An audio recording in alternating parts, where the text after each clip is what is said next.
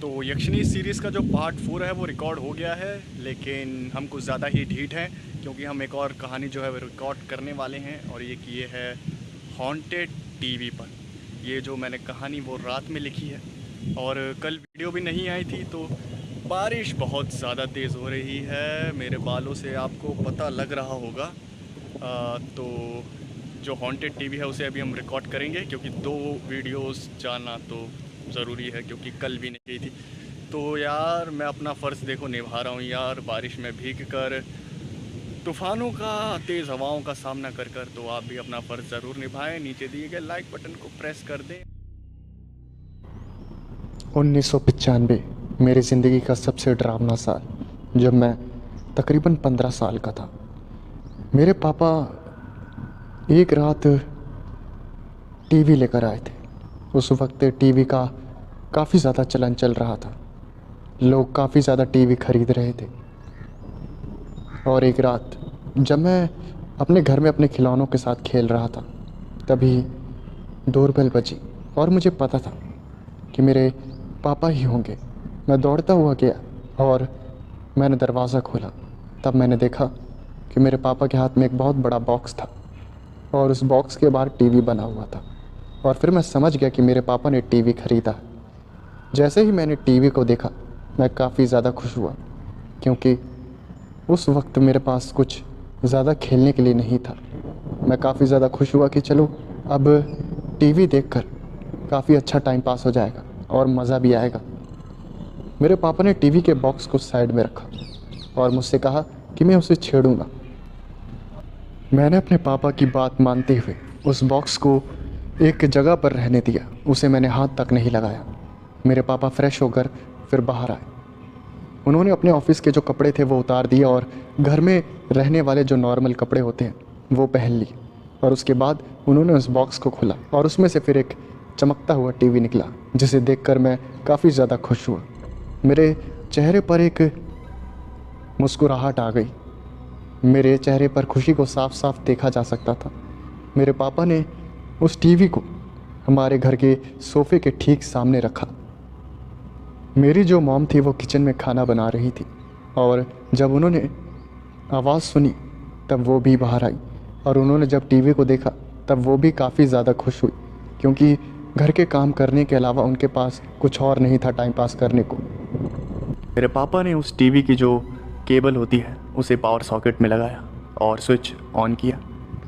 TV का switch दबाते ही TV जो था वो चल पड़ा।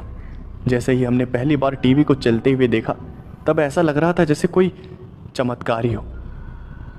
उससे पहले हमने सिर्फ टीवी के बारे में सुना था कि टीवी जैसी भी कोई चीज़ होती है जिसमें नई नई चीज़ें दिखाई जाती हैं, और जब हमने सामने से टीवी को देखा तब उसका जो मज़ा था वो अलग ही था।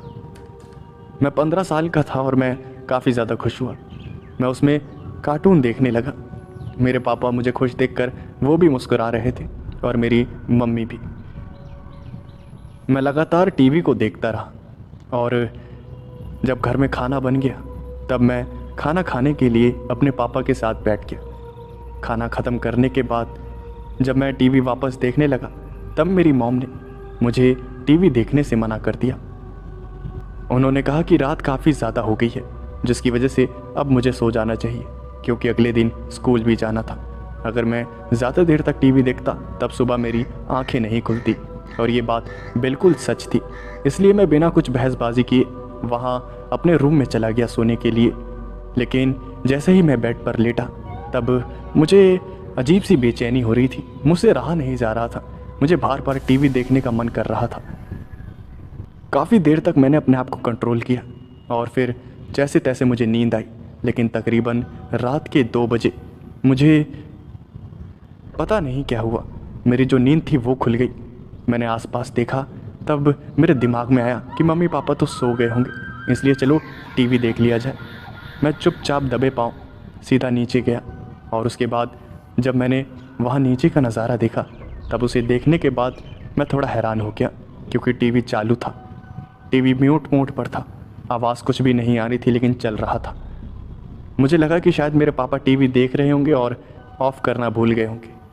और फिर मैंने टीवी की जो वॉल्यूम थी वो थोड़ी सी बढ़ाई और थोड़ी सी वॉल्यूम बढ़ाकर मैंने कार्टून चैनल चालू कर दिए और मैं देखने लगा। कार्टून्स देखते देखते मुझे काफ़ी ज़्यादा मज़ा आ रहा था। और फिर अचानक से कुछ ऐसा हुआ जो कि काफ़ी ज़्यादा डरावना था। वो जो टीवी था वो अचानक से बंद हो गया। मुझे लगा कि शायद घर की जो लाइट है वो चली गई है, लेकिन फिर मैंने बाकी चीज़ों को देखा तो वो ठीक ठाक काम कर रही थी। इसका मतलब लाइट नहीं गई थी। मैं तुरंत स्विच बोर्ड के पास गया, तब मैंने देखा कि जो तार थी वो भी ठीक तरह से लग रखी थी और स्विच भी ऑन था। तो टीवी बंद कैसे हो गया? मैंने वापस से वो जो टीवी की केबल थी उसे बाहर निकाला, प्लग में डाला और वापस से उसे मैंने सॉकेट में डालकर स्विच को वापस से ऑन किया, लेकिन टीवी जो था वो चालू नहीं हुआ। मैं काफ़ी ज़्यादा घबरा गया।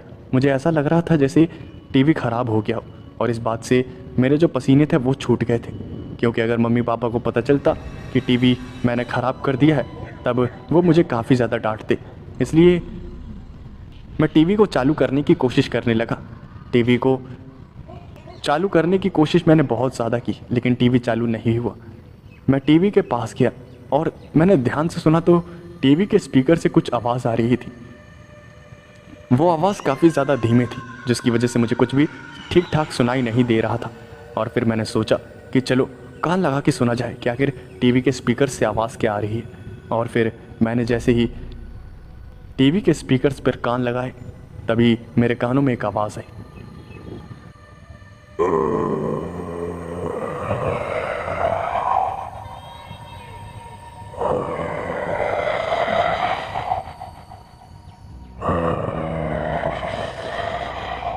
जैसे ही मैंने ये आवाज़ सुनी तब मैं तुरंत टीवी से दूर हट गया। मुझे कुछ भी समझ नहीं आया कि आखिर हो क्या रहा है, लेकिन वो आवाज़ जो थी वो धीरे धीरे आ रही थी।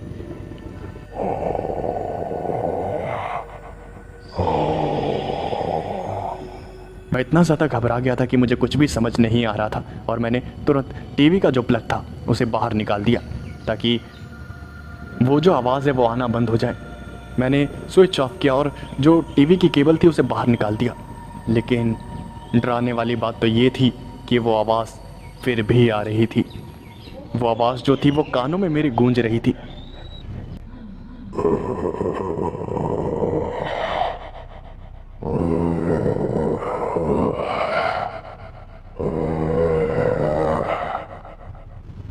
मैं इतना ज़्यादा डर गया कि मैंने अपने रूम में जाने का फ़ैसला किया और मैं सीढ़ियों की तरफ कदम बढ़ा ही रहा था। मैंने सीढ़ियों पर अपने कुछ कदम बढ़ाए ही थे, तभी अचानक से वो टीवी अपने आप चालू हो गया। टीवी की रोशनी जैसे ही मेरे ऊपर पड़ी तो मैंने टीवी की तरफ मुड़ कर देखा। तब मैंने देखा कि टीवी में एक कार्टून शो आ रहा था, और फिर मैंने चैन की सांस ली। मुझे लगा कि टीवी ठीक हो गया है, और फिर मैं कार्टून्स देखने लगा। तभी अचानक से उस कार्टून में कुछ ऐसा हुआ जो मैंने कभी ज़िंदगी में नहीं सोचा था। उस कार्टून में एक अजीब सा कैरेक्टर था जो कि काफ़ी ज़्यादा डरावना था, और वो हड्डियों से बना हुआ था। वो बार बार अपनी जो मुंडी थी उसे अलग कर रहा था और वापस उसे लगा रहा था। यही काम उसने 4-5 बार किया। उसने अपनी मुंडी को उतारा और वापस उसे अपनी जगह पर लगा दिया, और जब वो छठी बार अपनी मुंडी को उतार रहा था तभी उसने मेरी तरफ अपनी उंगली से इशारा किया। पहले मैंने तो सोचा कि कार्टून है, कोई मतलब थोड़ी बनता है इस बात का, इसलिए मैं टाइम पास के लिए देखे जा रहा था। तभी अचानक से उस कार्टून कैरेक्टर ने कुछ ऐसा किया जिसे देखकर मेरा दिल दहल गया। उसने एक मेरे जैसा दिखने वाला एक पुतला अपने हाथ में लिया और उसने उस पुतले की मुंडी उखाड़कर अपने दूसरे हाथ में पकड़कर मुझे दिखाने लगा। और ये नज़ारा इतना ज़्यादा डरावना था कि मैं तुरंत स्विच बोर्ड के पास गया और मैंने केबल को वापस से निकाल दिया। और जैसे ही मैंने केबल को निकाला तब मैंने चैन की सांस ली, लेकिन फिर मैंने देखा कि वो टीवी चालू ही था, और वो जो कार्टून कैरेक्टर था उसके दूसरे हाथ में मेरे जैसे दिखने वाले पुतले का सर था। और ये देखने के बाद मैं इतना ज़्यादा डर गया कि मैं चीख पड़ा। जैसे ही मैं चीखा तब अचानक से मेरी मॉम भागते हुए आई और उन्होंने मुझसे पूछा कि आखिर हुआ क्या है। मैंने उन्हें सारी बातें बताई और फिर उन्होंने मुझसे कहा, अरे बेवकूफ़, तुम इतनी रात को टीवी देख ही क्यों रहे हो? हाँ, एक तो तुम सो नहीं रहे, ऊपर से तुम यहाँ पर टीवी आकर देख रहे हो। इतनी रात में अगर टीवी देखोगे तब फिर तुम्हें डरावने ख्याल ही आएंगे। कौन छोटा बच्चा इतनी रात को टीवी देखता है? चलो भागो यहाँ से। जैसे ही मेरी मम्मी ने मुझे डांटा तब मैं भागते हुए अपने रूम में आ गया। जाते जाते अपनी मम्मी से कहा, मम्मी उस टीवी को तो देखो, उसमें वो भूतिया कैरेक्टर आ रहा है। और फिर मेरी मम्मी ने मुझे डांटते हुए कहा, मैं क्या टीवी देखूं, टीवी तो ऑफ पड़ा हुआ है। और जैसे ही मैंने टीवी की तरफ देखा तब मैंने देखा कि जो टीवी था वो ऑफ था। उस दिन के बाद से जब भी मैं टीवी को देखता था तब मैं काफ़ी ज़्यादा डर जाता था। वो जो कैरेक्टर था हड्डी से बना हुआ, वो मुझे सपने में आकर डराता था।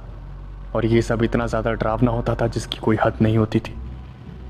मेरे पापा मुझे कहते थे, बेटा पढ़ाई वगैरह बहुत कर ली है, चलो टीवी वगैरह देखते हैं साथ में। लेकिन मैं हमेशा अपने पापा को मना कर देता था। कई सालों तक ऐसा ही चलता रहा और मैं टीवी से डरता रहा। मैं उस टीवी के पास भी नहीं जाता था। कई सालों बाद मेरा जो डर था वो निकला और अब मैं जाकर नॉर्मल हुआ हूँ। लेकिन उस रात जो मेरे साथ हुआ था उसे मैं कभी ज़िंदगी में नहीं भुला पाऊँगा।